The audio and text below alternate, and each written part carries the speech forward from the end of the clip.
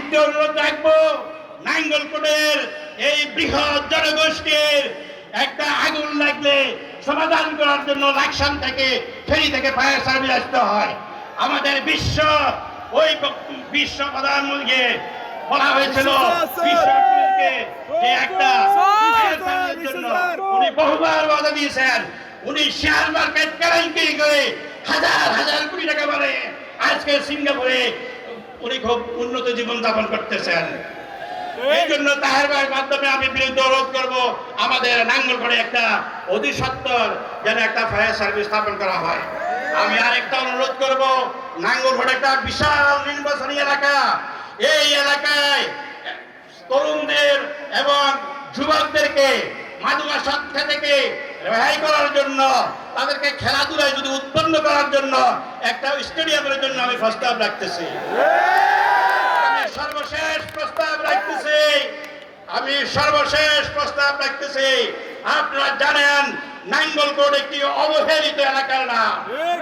যত এমপি এসেছেন বিগত দিনে তারা অলমোস্ট সবাই, আমি সবাইকে বলবো না, অলমোস্ট সবাই নিজের পকেট বাড়ি করেছে এবং তার পরিবারদেরকে অর্থবিত্তের মালিক বানাইছে। আমি তাহের ভাইয়ের কাছে বিরুদ্ধে অনুরোধ করবো, যদিও এটি একটি দীর্ঘসূত্র ব্যাপার, নাঙ্গলকোটে একটি ইকোনমিক জোন করার জন্য আমাদের বিস্তৃত এলাকা আছে, তাইলে এই এলাকার মানুষের কর্মসংস্থান হবে।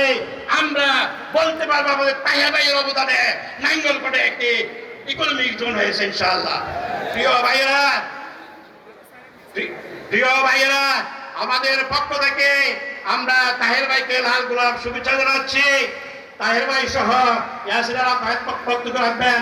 আমি সর্বশেষ যে কথাটা বলবো, আজকে আমরা যারা এখানে উপস্থিত হয়েছি প্রত্যেকে আজকে আমরা শপথ করি, আমার বাড়িতে, আমার পাড়ায়, আমার আত্মীয় স্বজন যেই গ্রামে আছে, যেখানে আছে, তার কাছে যে আমি নিজ খরচে ইসলামের দাওয়াত দিব ইনশাআল্লাহ।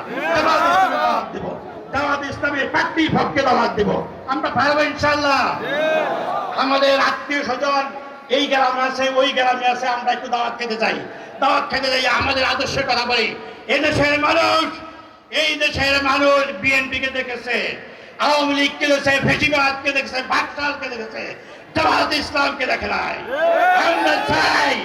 আমরা চাই আগামী দিন হবে জামাত ইসলামের বাংলাদেশ ইনশাআল্লাহ। সবাইকে ধন্যবাদ। আসসালামু আলাইকুম ওয়া রাহমাতুল্লাহি